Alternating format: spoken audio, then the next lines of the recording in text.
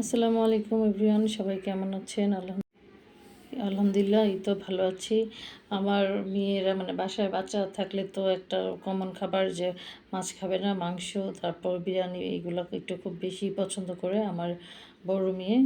প্রতিদিন একই কথা, কী রান্না করছো? এই তো সে আজকে বিরিয়ানি খাবে, সেই জন্য আমি আজকে গরুর মাংস দিয়ে বিরিয়ানি রান্না করব। এই তো এখানে পেঁয়াজগুলো আমি তেলে ভেজে নিয়েছি, আর সব মশলা, শুকনো মশলাগুলো দিয়ে দিয়েছি। একটু তেলে আগে ভেজে নিলে কী হয়, মানে ফ্লেভারটা অনেক সুন্দর বের হয়।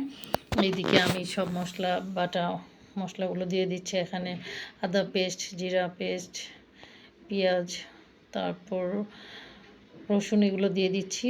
মানে আমি আমার মতো যেভাবে রান্না করি সেটাই আপনাদের সাথে শেয়ার করছি। এখন মশলাগুলো ভালো করে তেলের ভিতরে ভেজে নেব যেন কাঁচা গন্ধটা চলে যায়। এই তো আমি মশলাগুলো ভালো করে তেলে ভেজে নিয়েছি। এখন আমি লবণ এড করে দিচ্ছি, শুকনো মরিচ গুঁড়ো।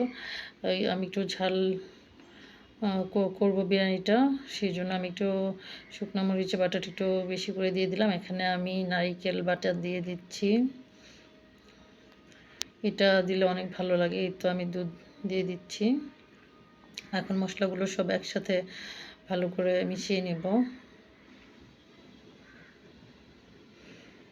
মশলাগুলো ভালো করে কষিয়ে নেব। এইদিকে আমি কিছু এই তো ভালো করে কষিয়ে নিয়ে আমি মাংসগুলো অ্যাড করে দিচ্ছি। আর বিশেষ করে আমার কাছে বিরিয়ানির ভিতরে একটু চর্বি মাংস দিলে বেশি মনে হয় ভালো হয়, আমার কাছে খেতেও ভালো লাগে। এই তো আমি মাংসগুলো দিয়ে এখন ভালো করে মিশিয়ে নিচ্ছি। আমি এটা কষিয়ে নিব ভালো করে। এই তো, আর আমি এখানে বিরিয়ানি মশলা অ্যাড করে দিলাম। আমি সবসময় বিরিয়ানি মশলাটা অ্যাড করি বিরিয়ানি রান্নার সময়। মাংসগুলো ভালো করে কষিয়ে নিচ্ছি। এই তো মাংস থেকে তেল উঠে এসেছে। আমি আবার পানি অ্যাড করে দিচ্ছি যেন মাংসগুলো ভালো করে সিদ্ধ হয়ে যায়। তো আমি পানি অ্যাড করে দিয়েছি। তো মাংসগুলো ভালো করে সিদ্ধ হয়ে যাওয়ার পর ঝোলগুলো কমে এসেছে। এখন আমি আগে থেকে ধুয়ে রাখা চালগুলো আমি অ্যাড করে দিচ্ছি। আমি মাংসের সাথে চালগুলো মিশিয়ে একটু ভেজে নিব এই মশলার ভিতরেই, মাংসের সাথে। ওই তো, তারপর আমি গরম পানি অ্যাড করে দিয়েছি।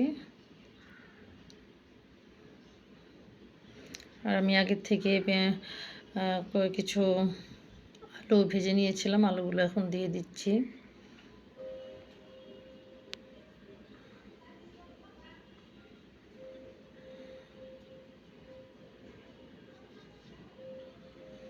তো এখন ঢেকে আমি কিছুক্ষণ রান্না করব। এই তো পানি শুকিয়ে এসেছে প্রায়। এই তো আমি আবার একটু নাড়াচাড়া করে মিডিয়াম আঁচে এখন রেখে দিব যেন ভালো করে সিদ্ধ হয়ে যায় চালগুলো। এই